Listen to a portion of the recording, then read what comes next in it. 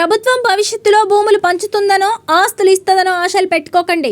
భూమి ఇస్తే ఉంటే ఉంటది, పోతది. భవిష్యత్తు తరాలు మాత్రం అట్లనే ఉంటాయి. అందుకే బాగా చదువుకోవాలి, ఉద్యోగం చేసి తల్లిదండ్రుల కలలు తీర్చాలి.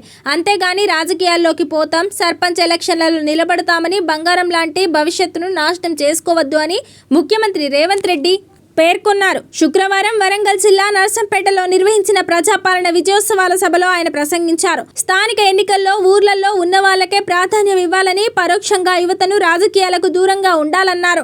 సర్కార్ పథకాలు అందరికీ చేరాలంటే తమ పార్టీ మద్దతిచ్చే అభ్యర్థులను ఎన్నుకోవాలని అల్టిమేటం జారీ చేయడమే కాకుండా తెలంగాణ కోసం ఢిల్లీని సైతం ఢీకొడతానని, ప్రధానిని 100 సార్లైనా కలుస్తానని నిర్మోహమాటంగా చెప్పారు. రోజుకో పంచాది పెట్టుకుని తోడు వస్తే ఊరికి నష్టం జరుగుతుందని, అందుకే తమ పార్టీ మద్దతిస్తున్న వ్యక్తిని గెలిపించుకుంటే మంత్రి దగ్గర కూర్చొని నిధులు తెస్తాడని, మంత్రులు పనిచేస్తారని రేవంత్ నేరుగా ఎన్నికల ప్రచారం చేశారు.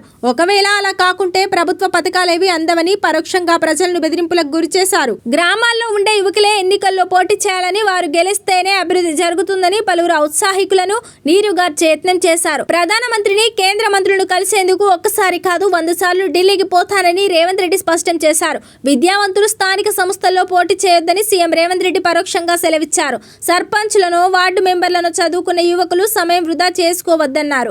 ఉన్నత విద్యావంతులు, నిరుద్యోగులు బాగా చదివి పోటీ పరీక్షలకు సిద్ధం కావాలని, ప్రభుత్వ ఉద్యోగాలు కాకపోతే ప్రైవేట్ ఉద్యోగాలు పొందాలని సూచించారు. తల్లిదండ్రులు రూపాయి కూడబెట్టి పీజీలు, పీహెచ్డీలు చదివించింది గ్రామాలకు వచ్చి రాజకీయ కక్షలకు బలి అయ్యేందుకు కాదని పేర్కొన్నారు. నర్సంపేటలోని వరంగల్ మెడికల్ కాలేజీకి అభివృద్ధికి 2 శిలాఫలకాలు వెలిశాయి. సెప్టెంబర్ 28, 2023 మాజీ మంత్రి హరీష్ రావు కాలేజీకి పనులకు శంకుస్థాపన చేయగా, అదే కాలేజీకి శుక్రవారం సీఎం రేవంత్ రెడ్డి మరోమారు శంకుస్థాపన చేశారు. నాడు 183 కోట్లతో మెడికల్ కాలేజీకి శంకుస్థాపన చేసి కాలేజీ నిర్మాణం పూర్తి చేసి తరగతులు కొనసాగుతుండగా, తాజాగా నర్సింగ్ కాలేజీ పేరుతో 130 కోట్లతో శంకుస్థాపన చేయడం గమనార్హం.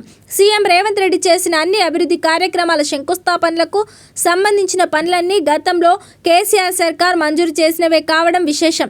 కాకపోతే అప్పుడు ఎన్నికల కోడ్ కారణంగా వాటికి శంకుస్థాపన చేయలేకపోయినవి బీఆర్ఎస్ చెప్తుంది. మందికి పుట్టిన బిడ్డను మన బిడ్డ అని ఎత్తుకొని ముద్దాడినట్టే ఉంది సీఎం రేవంత్ రెడ్డి తీరు అని బీఆర్ఎస్ విమర్శిస్తుంది. నర్సంపేట ఎమ్మెల్యే దొంతి మాధవరెడ్డి ప్రసంగిస్తూ, గత ప్రభుత్వం చేయకుండా మిగిల్చిన అభివృద్ధి పనులకు ఈ రోజు సీఎం శంకుస్థాపన చేశారు అని నవ్వుల పాలయ్యే పనిచేశారు.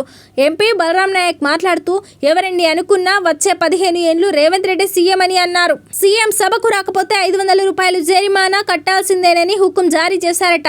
ఏం చెయ్యాలయ్యా, సభకు రాకుంటే 500 జుర్మానా అని బెదిరించిర్రు. అందుకే వచ్చినామని ఓ మహిళ ఆవేదన చెందారు. సీఎం సభకు రావాల్సిందే అని ఐకేపీ సిబ్బంది బెదిరింపులకు గురి చేశారని పలువురు మహిళా స్వయం సహాయక సంఘాల సభ్యులు ఆవేదన వ్యక్తం చేశారు. కాగా సభకు వచ్చినందుకు తమకు 200 రూపాయలు ఇస్తామన్నారని మరికొందరు మహిళలు పేర్కొనడం గమనార్హం.